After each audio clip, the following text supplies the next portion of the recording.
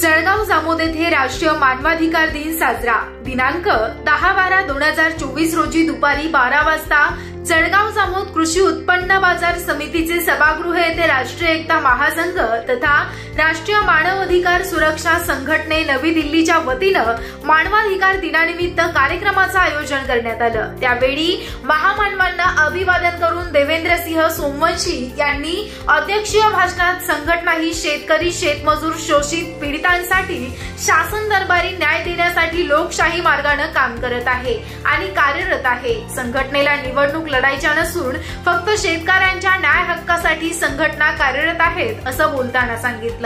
नवनिर्वाचित पदाधिकारी, कार्यकर्तागण यांनी सुद्धा संघटनेच्या ध्येय धोरणांवर कार्य करावे असे आवाहन करण्यात आलं। उपस्थित नवनिर्वाचित अधिकारी यांचं स्वागत, सन्मान, सत्कार करण्यात आला। तसेच नवनियुक्त करण्यात आलेल्या कार्यक्रमाचे अध्यक्ष संघटनेचे राष्ट्रीय महासचिव देवेंद्रसिंह सोमवंशी हे होते, तर प्रमुख उपस्थिती रिटायर्ड सुभेदार गुलाबसिंह सोमवंशी, जनार्दन मोरखडे, महाराष्ट्र प्रदेश महासचिव विकाससिंह जाधव, ऍडव्होकेट स्वप्नील राजपूत, गणेशसिंह परिहर, सौ सरला राजेंद्र ससाने, सुनील गावंडे, शामराव मुळे, संतोष तिरेराव, सहदेव ढोकणे, सौ तुळसाबाई देवकर, संगीता वारेला, स्वातीताई घुले, संगीता कोंडे, पुष्पा धोटे कार्यक्रमात प्रदेश पदाधिकारी यांच्यासह विभागीय, जिल्हा आणि तालुका स्तरावरील बरेच संघटनेचे पदाधिकारी तथा कार्यकर्ते यांची मोठ्या प्रमाणामध्ये उपस्थिती होती।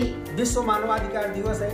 हमारे ह्यूमन राइट की संपूर्ण टीम व किसान एकता महासंघ की टीम विश्व मानवाधिकार दिवस को महात्मा गांधी पुणे यार्ड में मनाया और राष्ट्रीय अध्यक्ष रामजी शर्मा के द्वारा हमने यह प्रोग्राम यहाँ पर लिया और हम शोषित, पीड़ित, दलित इस क्षेत्र के लिए काम करते हैं। जय हिंद, जय भारत, जय जवान, जय किसान।